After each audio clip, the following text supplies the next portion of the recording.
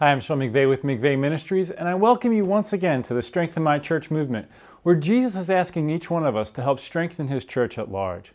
In this particular series, I'm going to be addressing the topic of chastity.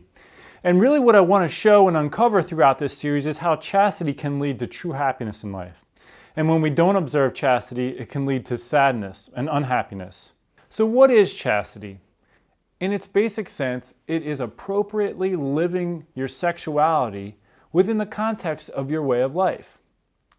So chastity is going to be lived out differently within the context of a marriage relationship than it will be outside of the context of a marriage relationship. So the first step for you is to clearly identify what is your current state in life. Are you single or are you married? What is God calling you to? And in fact, vocational discernment is a topic I'm going to address in a later episode as it fits into the context of chastity. But for now, let's just talk about, I'll address teenagers in this particular episode. In the context of a teenager's life, celibacy is the calling within chastity, which means you engage in no sexual activity because you're not married.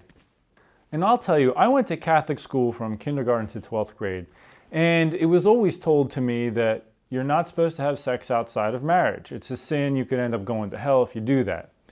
And I'll be perfectly honest with you. When I was going through high school, I was watching a lot of different couples get involved with those types of relationships. And, they seemed to be happy at first, and they seemed to be in love, and they seemed to have something that I wanted, which was a close relationship. And they all thought they were going to end up married. But as time went on, I began to see that things were changing. And they had a harder time getting along. Arguments, all kinds of problems. And in all of these, every single one of these relationships ended up in a breakup. And then I watched the extreme devastation that each one experienced. But I still didn't fully understand the whole topic. Like, what is chastity? Why are we supposed to not have sex until marriage? Now, aside from these, personal troubles that they had, if they broke up, I didn't really see any cosmic big difference. Like, in the grand scheme of things, does God really think we shouldn't do that? I mean, because it didn't seem to me that within the context of God that there was any big difference between the people who were doing that and the people who weren't. Until later on, which is when I discovered, and you know what? I'm going to go out on a limb and make myself vulnerable. And obviously you're going to be able to do with it whatever you want, but my purpose in doing this is to try to help young people. So by the time I was in my senior year of high school, I received a lot of pressure from classmates and everyone else that I should be engaging in those kinds of activities, even though I wasn't, because I was really trying to save myself for marriage. And, at one point along the path, I made that mistake. I just let the pressure get the best of me. I got in a bad situation. However, I was in a relationship with somebody when it happened, and I wanted to make that relationship work and make sure that was the only person that I was ever, in that type of relationship with. As I look at it now, standing back, I realize what an awful decision it was for me to even be in a relationship with that person, because they wanted all the opposite things in life that I did, as far as living for God and how I wanted to, live family life. Complete opposite end of the spectrum in a bad way. But the real eye-opener came for me when that girl dumped me. It literally and physically felt like somebody ripped my guts right out of me, threw them on the ground, stomped on them, and then shoved them back in me.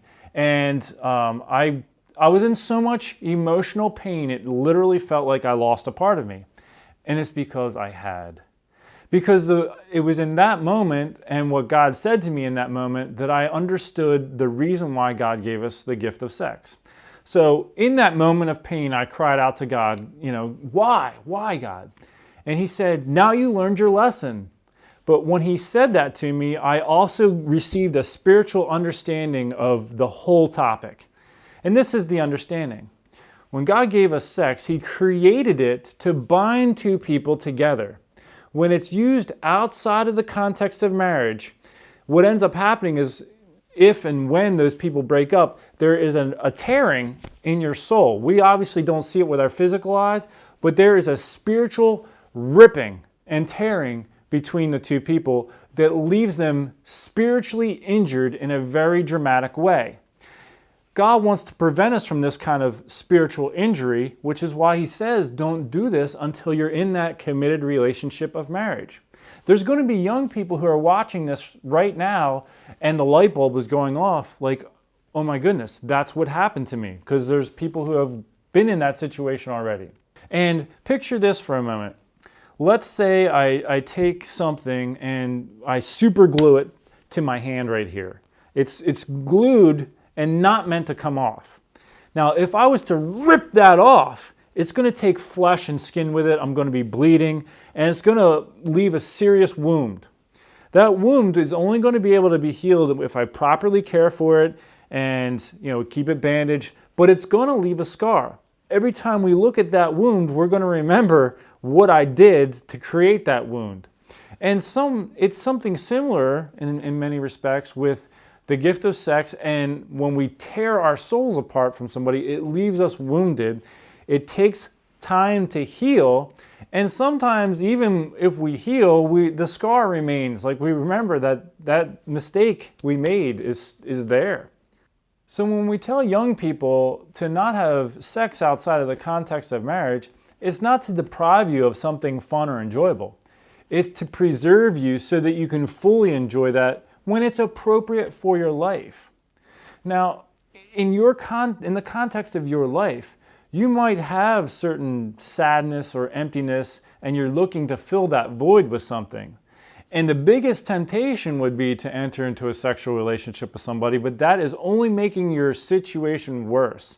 What you really need is close friendships. So if you don't have that and you need that, or close relationships within your family, then begin to pray and ask God for help in that category. Now I just want to talk about the cultural impact on this whole topic. When we look around at what's out there in the world, what's on television and on the internet, what we see are people freely engaging in sexual relationships, moving in with people. It's all over television. Any show you watch, there's people moving in and living together before they're married, and sleeping with each other on the first date, and all this kind of stuff. It is a message that's constantly being bombarded on you or thrown on you. How do you combat that? Something that's going to be crucial for you to succeed in this topic and have true joy in your life, to really make it to that marriage relationship before engaging in those kinds of activities, is to have a solid support system. So I'm addressing you personally. Do you have friends who would agree with you that this is the right way to live? If you don't have any, show them this video, so that they can see the benefit and value of saving yourself till marriage. Now, if you have friends that have already gotten involved in those types of relationships or currently are involved, they're not the people to turn to, because what happens is when we do enter into sin, we go through this process of trying to convince ourselves that it's okay for us to be doing this. That's one of the downfalls of our fallen human nature. So the same things they're going to be trying to convince themselves of, they may try to convince you of. You need to look for people who are on the same page regarding this topic. Another component, when we do enter into this kind of relationship and it creates that bond between our souls, it almost distorts our emotional system. And that's why you see a lot of people arguing who are in these kind of relationships. What happens is we almost become somewhat dependent on that person because they are now a part of us. When you don't live with the person, like you're in high school and you get in this kind of relationship, you don't have as much contact or interaction with that person as you kind of feel like you need when you have that bond. And so this can, in addition to it, reordering your whole emotional system, it can lead to arguments very easily because your whole system's out of whack.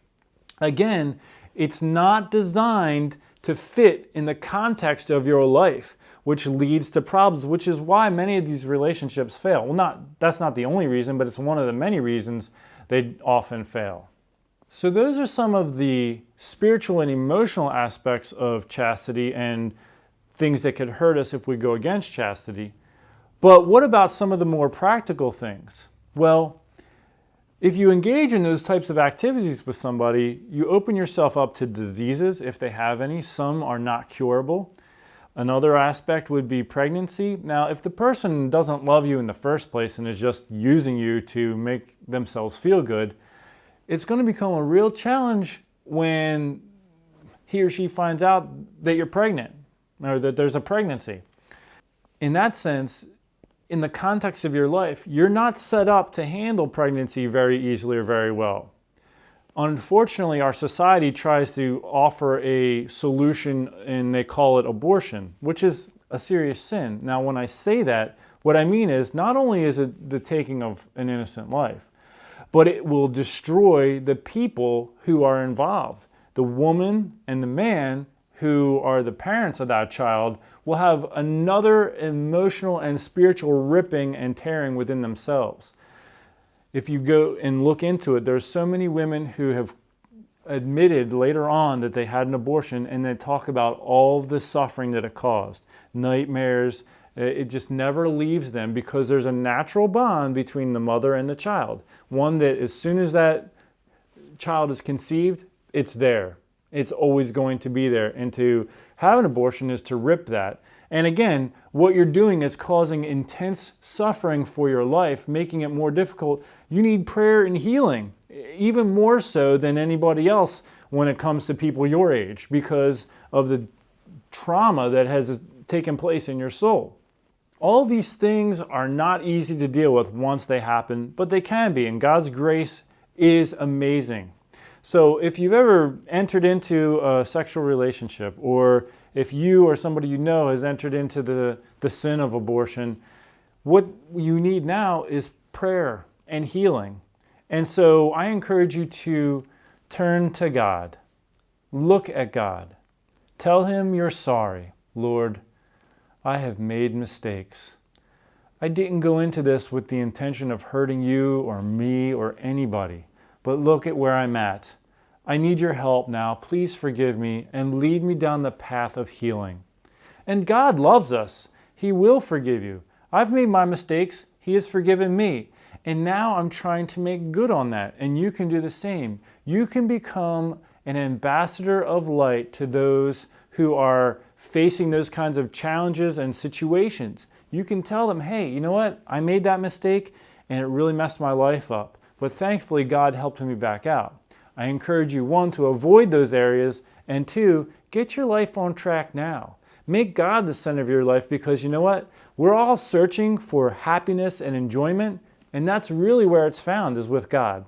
The world tries to say it's in having sexual relationships or being able to do these pleasurable acts, but that's not it. Because there's so many other dynamics that the world is not telling us about involving sex. So if you're a young person, I encourage you to continue to pray and to live the right path. Get a network of people around you who will feel the same way and think the same way. People who you can turn to. If you get into a dating relationship and you start to struggle with the question if you should or shouldn't do this, turn to those people immediately and say, look, I need support. I need you to help me stay on the right path here, because I'm starting to feel tempted to do the wrong thing. And having that support system in place is going to help you get to the next step. And one day, hopefully, you will meet the right person who you're intended to marry, and you will have a special gift to offer them, which is yourself, untainted. And even if you've been in that situation, you still have so much to offer. You can say, you know what, when I was younger, I made this mistake, but all these years since, I've really fought with the encouragement of my friends and stayed on the right path. And now I give you the renewed me. So take all these things into heart. Think about them, consider them, pray about them. It's important. You are important. And there is great value in who you are. So preserve that. Protect yourself from going down the wrong path, because ultimately it doesn't end in happiness when it's outside of the context of marriage. Until next time, take care and God bless.